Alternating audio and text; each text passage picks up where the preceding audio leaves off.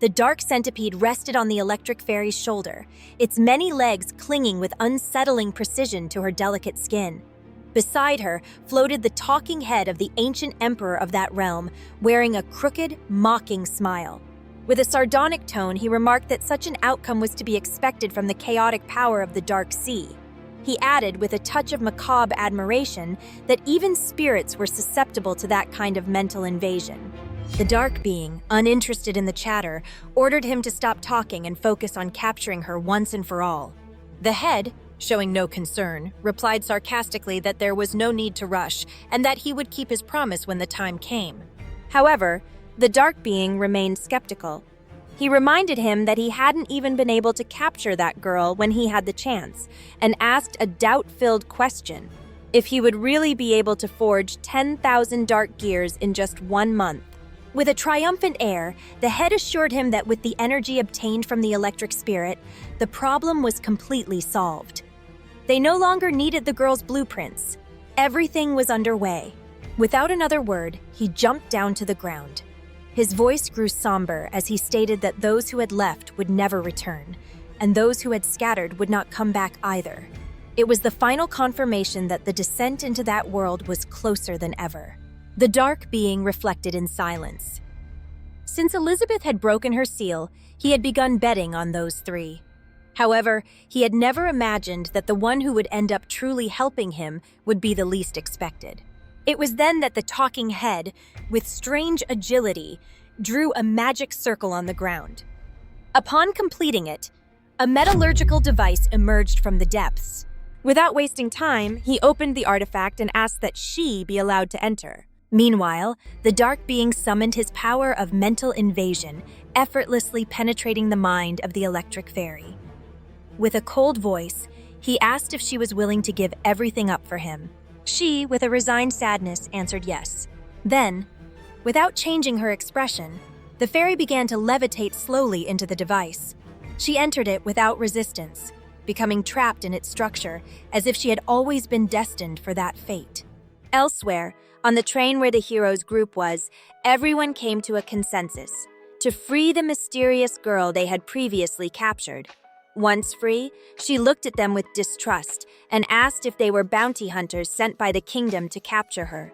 The hero, with a calm yet sincere tone, explained that just like her, his group had also thought she was part of the Dark Guild. He admitted that it had all been a misunderstanding, a confusion fueled by the circumstances. He added that if everyone took the time to sit and talk calmly, they could probably resolve everything without further conflict. With evident curiosity, the hero reflected to himself, wanting to know what was really going on. Why was the princess of the kingdom of Aristotle attacking the mining wagon of her own kingdom? The situation was incomprehensible to him. At the same time, elsewhere on the train, the queen was also wondering the same. What did all of it mean? The answer did not take long to arrive. The princess, with determination in her eyes, declared that her intention was clear. She wanted to completely cut off the supply of resources from that region, thus causing the total collapse of the kingdom of Aristotle. Only then, she said, could she free everyone from oppression. However, before continuing, she turned to the heroes group and asked them directly, who were they really, and what purpose had brought them to that place? The hero replied firmly that he had no intention of hiding anything. He revealed that his name was Leping, and that he was the legendary hero. He also pointed out that the woman beside him was none other than Elizabeth, the legendary demon queen. He explained that his purpose was none other than to convince the kingdom of Aristotle to collaborate and join the Alliance of Heroes in order to face together the growing threat of the Dark Guild. However, deep inside, Leping couldn't stop wondering why the princess wanted to destroy her own kingdom. He suspected they might be being dragged into an internal power struggle.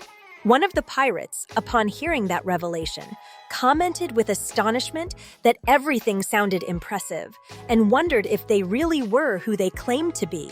For her part, the princess replied that she had no knowledge whatsoever of the heroes' alliance he had mentioned. Still, she clarified that compared to the Dark Guild, the chaos from the Dark Sea now posed an even greater threat. The hero then looked at Elizabeth and asked if the dark sea wasn't the same entity that had once been inside Miss Baojiji. Elizabeth replied that she didn't remember. Nonetheless, slightly annoyed, she thought Leping was an idiot and wondered what he would say to her in a month. That was when the hero asked Miss Unpithius to tell in as much detail as possible what had truly happened. She began to recount that everything had started when she was still a child, and that back then, although the kingdom of Aristotle had already been closed off from the outside world, it remained a prosperous place. However, the queen quickly interrupted the conversation, asking for a pause. Hearing the sudden request, the young woman asked with concern what was happening. That was when Leping, watching her seriously, questioned whether she intended to resort to that again. At his words, the queen began to activate her power, firmly confirming that she would. At that rate, Leping thought, they would end up talking until the end of time. Right after saying this, the queen cast her memory connection spell. The magic passed through the heads of everyone present, linking them, while the queen declared that from now on, they would see the memories together. At the same time, she thought that this way she would connect with her memories and uncover the secrets Leping was truly hiding. That was when the princess's memories began to be seen by everyone.